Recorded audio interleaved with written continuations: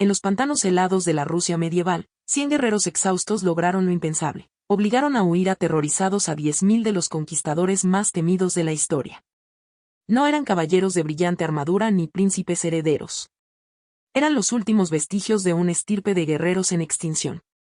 Lo que hicieron en aquellos bosques empapados de sangre cambió para siempre la percepción que los mongoles tenían del miedo mismo. Imaginen esto, 100 contra 10.000. Una proporción que en cualquier idioma significaba una muerte segura. El destino de las últimas tierras libres de la Rus pendía de un hilo ante la aniquilación total. Al finalizar este relato, entenderán por qué la imparable maquinaria de guerra mongola, que había aplastado imperios desde China hasta Polonia, aprendió de golpe a temer a hombres que simplemente se negaban a morir. Descubrirán el genio táctico que convirtió un pantano congelado en una trampa mortal y serán testigos del momento exacto en que la élite de Batú Khan rompió filas. Pero lo más increíble es que esta historia ha sido casi borrada de los registros. ¿Cómo pudo el terreno vencer a los mejores arqueros a caballo del mundo? ¿Por qué los comandantes mongoles todavía susurran el nombre de Bjorn el Inquebrantable en sus peores pesadillas? El sol matutino iluminó un espectáculo que desafiaba toda lógica militar. Cuerpos mongoles congelados en el hielo del pantano, dispuestos en patrones que hablaban de una matanza metódica. Guerreros de élite yacían esparcidos como muñecos rotos, con sus temidos arcos compuestos inutilizados en el barro helado. ¿Cómo pudo la infantería derrotar a la caballería móvil que aterrorizó 3 continentes?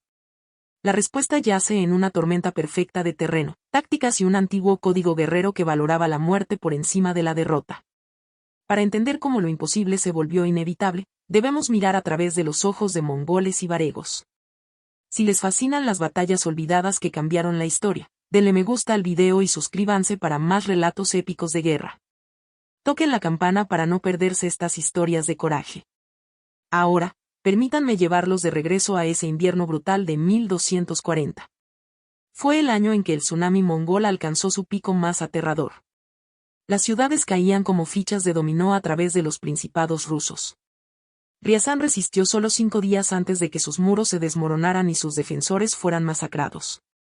Las torres ardientes de Vladimir iluminaron el cielo invernal durante semanas, una pira funeraria para una civilización entera. Kiev, la madre de las ciudades rusas, esperaba con pavor su turno. Liderando esta fuerza apocalíptica cabalgaba Batú Khan, nieto del mismísimo Gengis, destructor de naciones y comandante de 150.000 de los mejores guerreros jamás reunidos.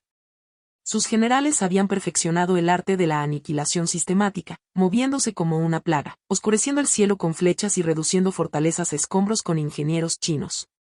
Pero los exploradores mongoles no informaron sobre lo que ocultaban las tierras cerca del río Kama. En los bosques profundos esperaba una raza diferente de guerrero, los varegos, sangre nórdica en tierras eslavas, las hachas del emperador. No eran milicias locales ni campesinos asustados. Eran profesionales que habían hecho guardia en Constantinopla y navegado desde Suecia hasta el Mar Negro. La dinámica de poder era cruda. Los principados de la Rus estaban fragmentados, con príncipes luchando entre sí, incapaces de imaginar la escala de destrucción que se avecinaba. Los mongoles explotaron esto perfectamente, comando unificado contra resistencia dividida. Pero entonces la temperatura bajó y todo cambió. El invierno de 1240 trajo un frío que mataba a los caballos y convertía el aliento en cristales de hielo. Los mongoles se adaptaban a todo, pero los pantanos rusos en invierno eran algo distinto. La banda varega que nos concierne contaba exactamente con 100 hombres. No era un gran ejército, solo una hermandad ligada por juramentos más antiguos que Cristo y tradiciones de la era vikinga. Al enterarse del avance mongol, en lugar de huir al oeste, giraron hacia el este. Deben entender lo que significan 10.000 arqueros a caballo, es una tormenta literal de muerte, capaz de lanzar 120.000 flechas por minuto. Pero en los pantanos del río Kama, la geografía se convirtió en arma. Las ciénagas congeladas crearon un laberinto de terreno sólido y sumideros ocultos. El denso bosque anuló la movilidad de la caballería. Lo que los mongoles encontraron allí destrozó su confianza. La fuerza mongola incluía 3 túmens de veteranos y la élite de Chagatai, el puño del Khan. Pero sus caballos, criados para las estepas, temían el suelo inestable y el silencio opresivo del bosque.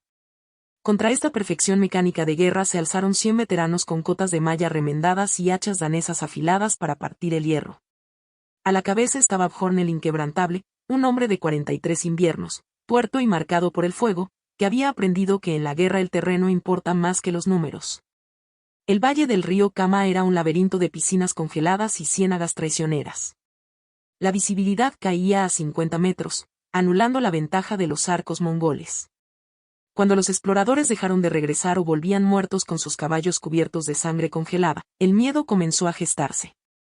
Los varegos no huyeron, pasaron 3 días convirtiendo el pantano en un arma, debilitando el hielo y bloqueando caminos. Al amanecer, la muerte llegó desde 2 direcciones, 10.000 mongoles invictos contra 100 hombres que ya habían aceptado su fin. El primer día, la vanguardia mongola cayó en una emboscada en un arroyo congelado, 15 jinetes murieron en segundos bajo el acero danés, y los varegos desaparecieron como fantasmas. La matemática de la guerra enloqueció, 30 bajas mongolas, 0 varegas.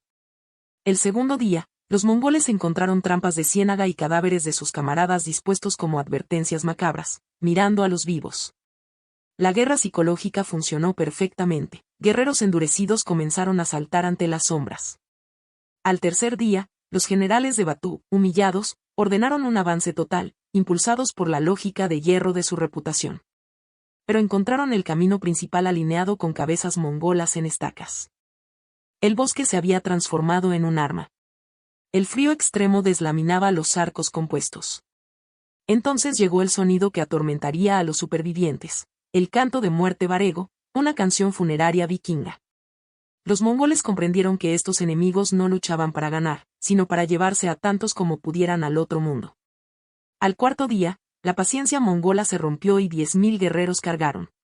Los varegos retrocedieron hasta una posición preparada donde el río Kama giraba al norte. Allí formaron un muro de escudos, un organismo de madera y acero. La tormenta de flechas mongolas se estrelló inútilmente contra los escudos angulados. Cuando la caballería de élite cargó, los árboles precortados cayeron bloqueando su retirada y el hielo, debilitado, se hizo añicos. Lo que siguió fue una cirugía con hachas. Caballos y jinetes se ahogaron en el agua helada o fueron desmembrados al intentar salir. El peso de la carga convirtió el cruce en una piscina mortal. La segunda ola intentó flanquear por el bosque, pero cayó en trampas y combates individuales donde las hachas danesas reinaban sobre los sables. Horn mismo se convirtió en la encarnación de la muerte, matando a 3 generales en combate singular a pesar de sus 17 heridas. Cuando las flechas de fuego fallaron por la humedad, y con solo 50 varegos heridos aún en pie, Horn ordenó lo imposible, una carga.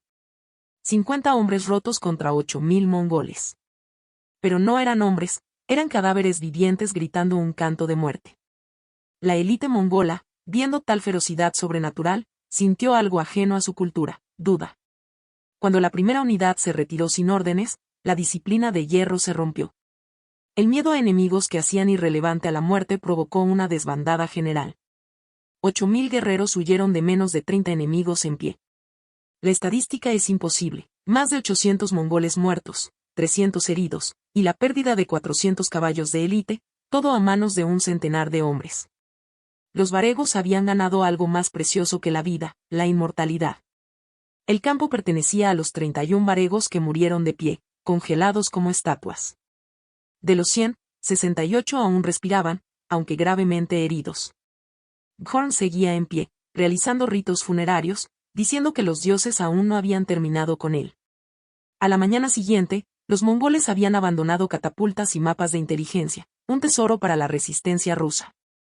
Esta victoria no detuvo la conquista final de Rusia, pero cambió la guerra. Los mongoles aprendieron a evitar los bosques profundos y la leyenda de los varegos encendió una chispa de esperanza. Lo inevitable podía ser resistido.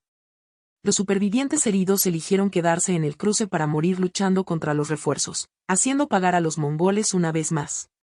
La historia enterró esta batalla porque los vencedores escriben las crónicas, no los fantasmas, pero en el río Kama, los mongoles aprendieron que hay cosas que no se pueden conquistar. Solo sobrevivir a un precio que hace que la victoria sea indistinguible de la derrota.